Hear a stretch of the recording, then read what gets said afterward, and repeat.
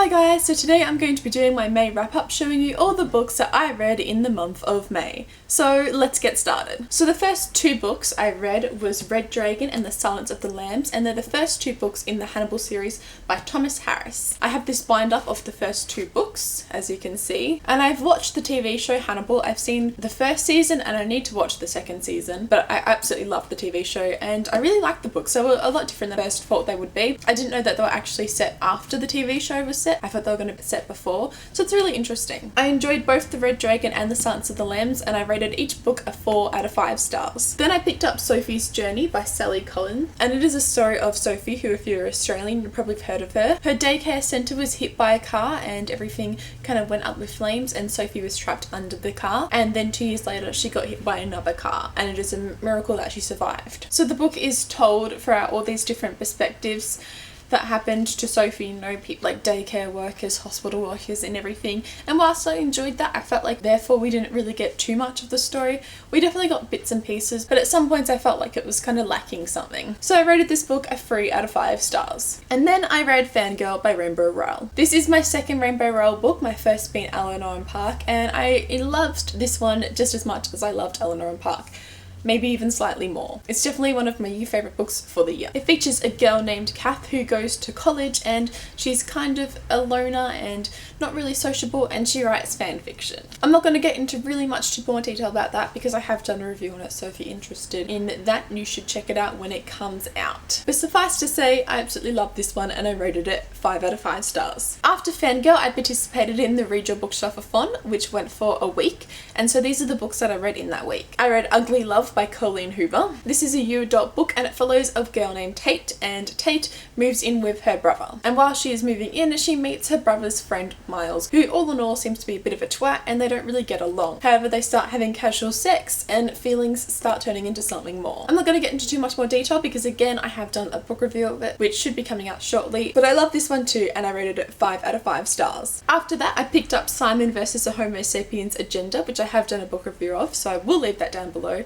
I know I've done a lot of book reviews this month. You'll hear me say that I've done a book review of, or they'll be coming out shortly a book review. Listen, alright, I just like doing book reviews and you should watch them. But anyway, this is by Becky Albertalli and I really enjoyed this one. It is about a boy named Simon and he is gay, but he's not so open about it. The only person he's really open to us about is Blue, who is someone that Simon only talks to through email. And Blue and Simon go to the same school, but they do not know who each other are. This book was adorable and I rated it a 4.5 out of 5 stars. Then I moved on to The Last Time We Say Goodbye by Cynthia Hand. Again, book review coming out shortly, blah blah blah blah blah. And this is a book about Lex, whose brother recently committed suicide, and now she feels like she'll always be the girl whose brother committed suicide. There's also a secret that Lex is hiding of a text that her brother sent her on the night that he committed suicide. I thought this was a really interesting contemporary. Obviously it was sad, but at times it was really heartwarming too, and I rated it a 4 out of 5 stars. And then I moved on to this gorgeous book, 1,000 Pieces of You by Claudia Gray. If you haven't seen this cover, I don't know what you're doing, but this cover is absolutely gorgeous. Again, I have done a book review of this and it should be coming out shortly. But it basically follows a girl named Marguerite who her father has been recently murdered, and the machine that he was recently working on, the Firebird, has been stolen. And the Firebird allows people to travel across dimensions. It is pretty much as awesome as it seems and I rated it a 4 out of 5 stars. This one's not just a pretty cover, it actually has a really good story too. And then I read Lifespan of Starlight by Tahilia Kallispiskias. I don't know how to say that last name, I'm sorry. This book follows some teenagers who discover the ability to time travel, but time traveling in this world is very illegal.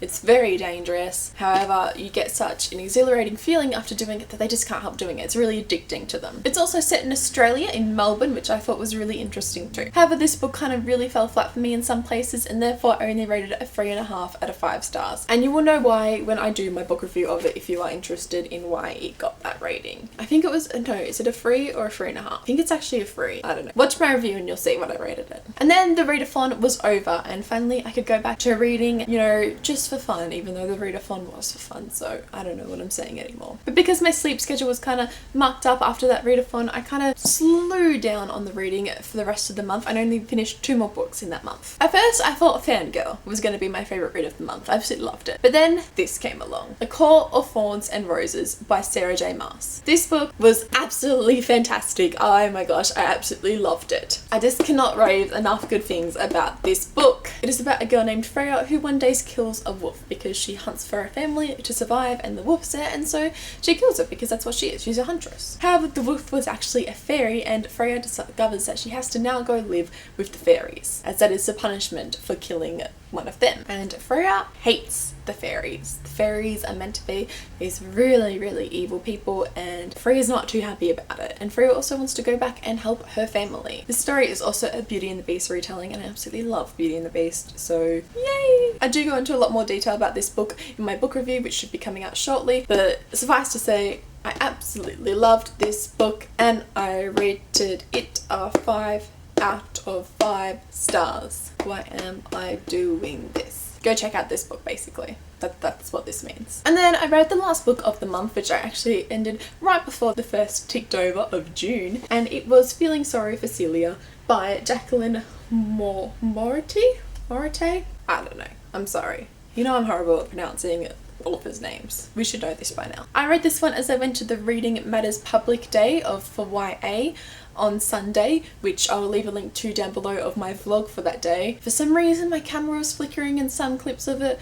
My camera's been really bad lately, so I apologise, but it's not for the whole video, so you know, you only have to deal with it in certain clips. And it was also my first vlog, so I'm a little bit awkward, but if it sounds interesting to you, you should go check it out. Anyway, this author was actually one of the people that was actually speaking on the panel, so I read it so then I could, you know, get this book signed, and also it would be fresh in my memory, so I could have something to talk about with the author. So yes, I signed it, and it says to Rebecca with warmest wishes, and then it says her name, which I'm not going to mispronounce again. And it's actually a really pretty interesting book. I'm probably going to do a book review of it sometime, but it's told in a series of notes and letters, and it's actually pretty funny. It's about a girl whose best friend often goes missing, and her home life isn't the greatest, and she's just kind of struggling to get through high school. And as her best friend's never really there to support her, she struggles with this. Can I do any more arm movements? Who knows? And I rated this book a 3.5 out of 5 stars. So in the month of May, I read 11 books, which I think is pretty good. It's definitely better from last month, which, you know, I was busy because of moving, but yeah.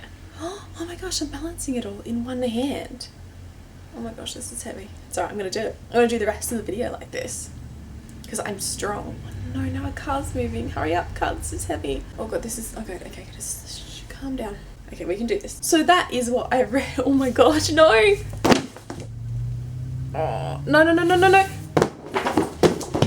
So this is what I read in the month of May. Oh my gosh. Babies, are you okay? Okay, let's not do that again. Let's try and juggle all the books in one hand, she said, as they all fall to the floor. So anyway, these are the books that I read in the month of May. In total, there are 11 books, I think. Hopefully I counted them right. You should let me know what you read in the month of May and what was your favourite read. Mine was definitely A Court of Thorns and Roses. And like this video if you liked it, and subscribe if you'd like to see more book related videos from me, and I'll see you next time. Okay, bye! Oh, this book's are choking me. Okay, and then these books are really heavy. Thumbnail. This is how I gain my muscles. I don't have any muscles.